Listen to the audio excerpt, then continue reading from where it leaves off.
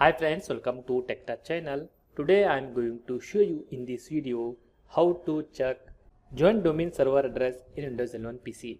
So before I start the video, please subscribe my channel for more latest video. Guys, if you want check joint domain server address in Windows 11 PC, then I'll show you how to do this.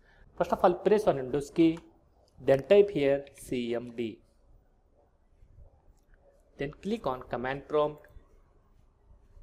In this you type ns lookup, then hit enter. Now it will show you if you have joint domain name server. Show however here. Currently I am not joined any domain server. It's showing like this. That's it guys. So in this way you check joint domain server address in Windows 11 PC. Thanks for watching friends. Hope like this video. If you like this video, please like, share and don't forget to subscribe my channel.